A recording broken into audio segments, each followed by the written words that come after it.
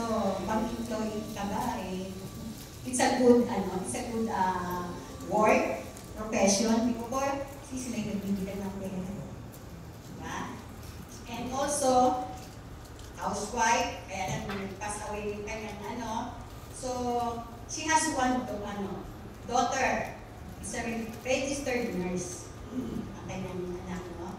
And also, nung in-interview ko siya kanina, sabi ko, tita, may kanya, ano na edad mo? Tapos, nagulat ko na siya ako sa edad mo. Siya nang sabi sa iyo niya. Pero, sabi ko, it doesn't true. Only the numbers. Kaya yung mga senior citizen dito, huwag tayong mahihirap. Ako nga po, talagang hindi pa ako senior citizen last year. No? Sinasabi ko na senior citizen ako. I have 4 grandchildren. So very proud ako ngayon nun. Kasi pag pag senior citizen ka na, medyo shy ka sabihin eh. No. Ngayon kasi, nababalyo na po. And especially in railway, yung mga ganyung senior citizen na ay talagang dahil silang binabalyo. Sabi na, na-enjoy nyo daw yung environment. Dito, dali niyo yung guest nyo dito, I'm sure, yung environment po dito natin sa room na ito ay talagang makakapag-motivate sa kanila, makakapag-inspire. Dahil, kanina po, kung naka-attend kayo ng review, may pinakita si sermonal slide na yung mga senior citizen na mga retired, di ba? Binabalyo pa rin sila. Meron pa silang purpose in life. Kasi pag tayo senior na at wala tayong ginagawa, nangihina na po tayo dun eh. Saka yung madali po tayo magkaroon ng Alzheimer, mga dementia, di ba po? Pero pag yung mga senior citizen, nai-enjoy pa nila, may purpose pa sila, lumahaba pa po yung lifespan nila. Okay? So, hindi ko na patatagalin ang ating first speaker. Siya na po magkukwento kung ilang taon na po siya, no? Our Diamond One Star, Tita Florencia Albuena.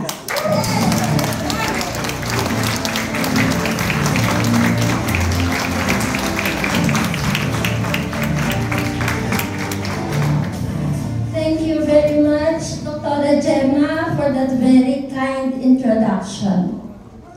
Good morning, Ribe, Manila! Good morning! Sinsya na po, may baon akong tubig. Kasi pag nagsasalita ka, lalo sa microphone, nagdadry yung lalamunan mo, yung throat mo, di ba? Girl Scout ako nung araw, kaya I'm always ready. Ang tip ko ngayon is, I believe in second chances. Actually, I have prepared 2. Isang shorter, isang medyo longer. Ano pa ang gusto niyo i-share ko sa inyo? The shorter one or the longer one? Very good! Kasi gusto ko rin po yung longer one. From date of birth. From birth Pero hindi naman po tayo aabutin ng 6 o'clock. Kasi may other 3 speakers pa. At yung 6 o'clock is dinner na.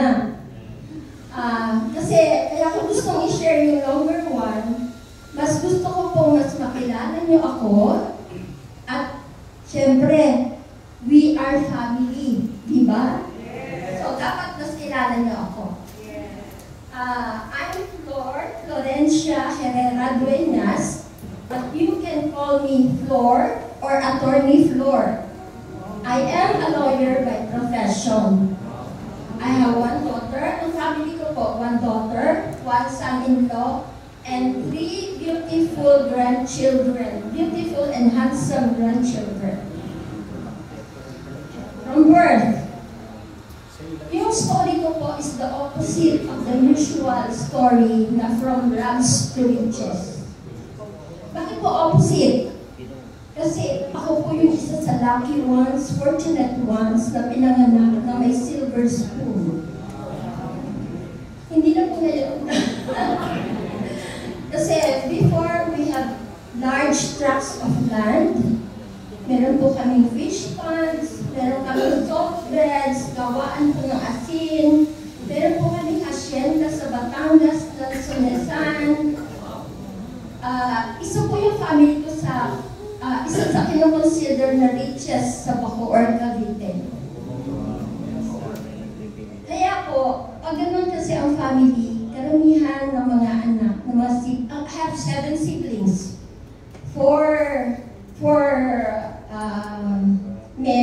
and 3 ladies. Pero sa mga kapatid ko po, walang nakatapos ng college. Kasi po, easy life eh. So, walang nagsisikap, walang naghahanap buhay.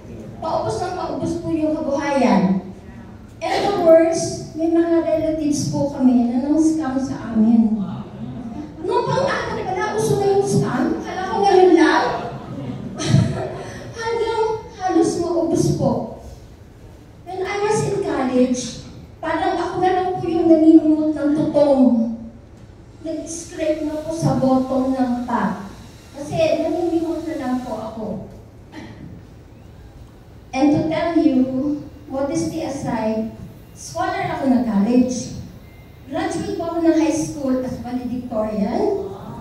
Graduate ako ng college as magna cum laude. Thank you. Fast forward. Sabi ko kay Ma'am Lu, maraming fast forward kasi huwag daw masyadong mahaba. I got a job, graduate ako ng college, I got a job in a bank. Bawal ko yata sabihin yung bank. Pero it is a very prestigious and one of the oldest banks. Yes. Yes. Bukil ba? Bukil. While in the bank, hindi po ako nagbibilang ng pera. Kasi madali po ako naging officer. So, ang pinakalas ko po sa bank is senior manager. While in the bank, may friend po ako na nagyakag sa akin to study law sa gabi. Ganun po ako kasipag. Work sa araw, study sa gabi. Bakit niya po ako niyakag? Kasi wala lang po siyang kasabay maglakad. Kasi from Binondo, it's a 15-minute walk to CM Recto. And from CM Recto, it's a 15-minute jeepney ride to UE. Graduate po ako ng UE.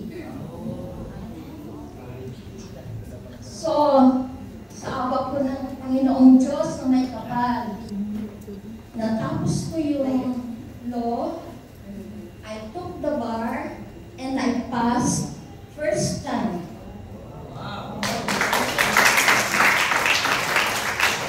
Thank you so much. So, hindi pa rin po ako maka-resign sa bangko, despite na lawyer ako. Bakit po? Kasi kasama po ako dun sa nakatira sa London. Yung loan dito, loan doon. May housing loan, may auto loan. Hindi po kaya ang aking retirement sa pambayad ko sa mga loan. Kaya nag-stay po ako sa bank ng 32 years. After 32 years, fast forward ulit, nag-retire ako optionally. Wala pa po akong 16 nung nag-retire ako. Bakit? Kasi I need to practice my law. Diba? Sayang naman ang pinag-aralan ko, pinaghirapan ko sa law. Kaya lang, hindi naman pala masyadong profitable ang practice ng law. At mahirap po, sobrang stressful. Kasi yung lahat ng problema ng ibang tao, ipapasa sa iyo. Ikaw ang magsasolve. Diba? Ikaw ang magsasolve. So, minsan may gabi hindi ka makatulog. Isang madaling araw, babangon ka. Kasi may naisip ka na remedyo dun sa readings mo, iko-correct ka. Ganun po ka-stressful ang practice ng law. During that time, nag-member din po ako ng BCBP. BCBP is a Catholic Renewal Organization recognized by the Catholic Church. Ang pangalan po ng BCBP, yung long name is Brotherhood of Christian Businessmen and Professionals. Doon ko po nakilala ang nag-recruit po sa akin, si Diamond One Star, Vilma Ruiz Corpus.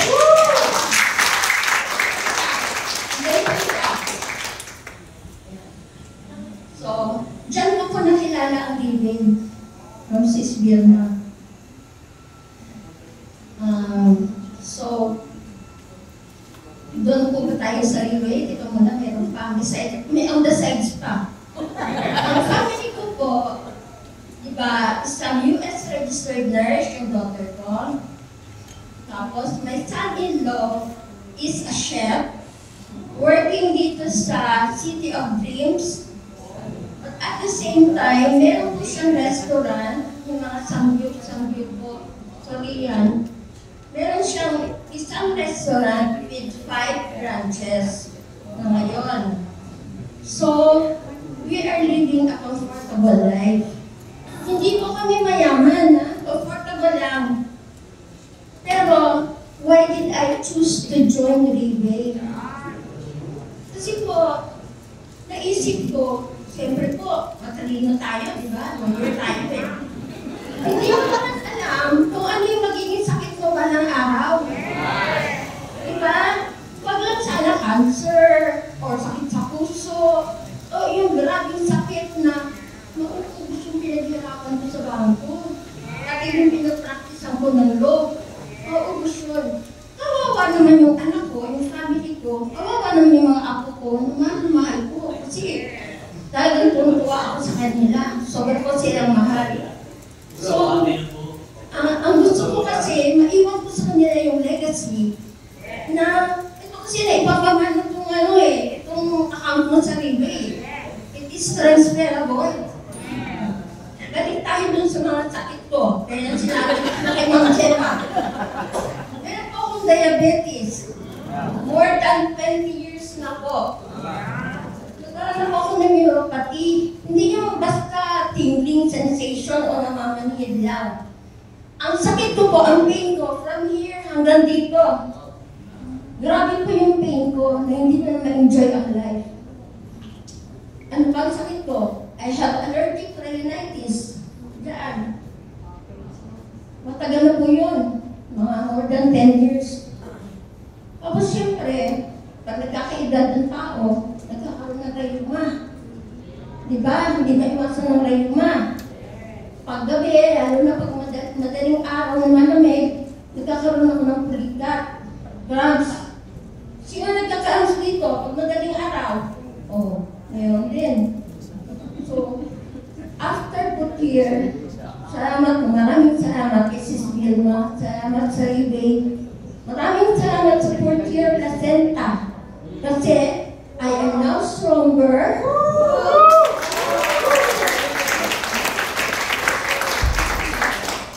Kung saan kung kikita ako ng malaki. Nakita ko kasi yung opportunity. Kaya gano'n ako, I grab it. Nag-invest na nga po ako sa Rebay. I became an investor. Yung sugar levels ko po, from a high of 10 something, ngayon 6.2.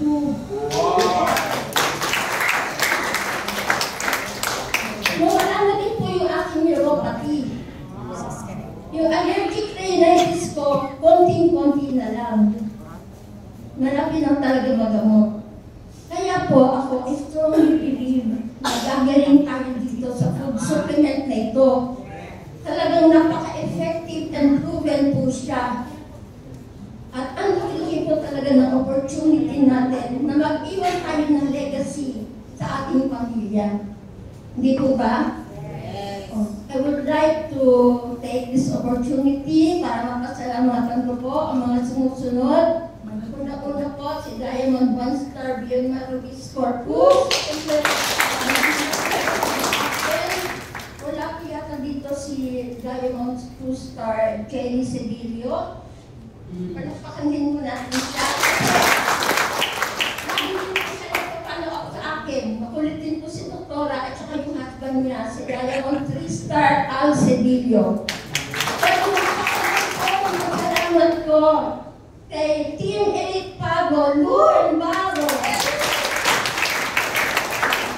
Alam niyo po, matyaga siyang sumagot, matyaga siyang magturo. Kasi ako po makulit eh. Makulit talaga ako, tanong mo sa kanya. Pero hindi po siya marunong magalit. At saka pag kailangan mo siya, nandyan siya. Hindi siya tatanong siya sa tabi mo. Napakabait po. At saka po, ang galing niya magturo.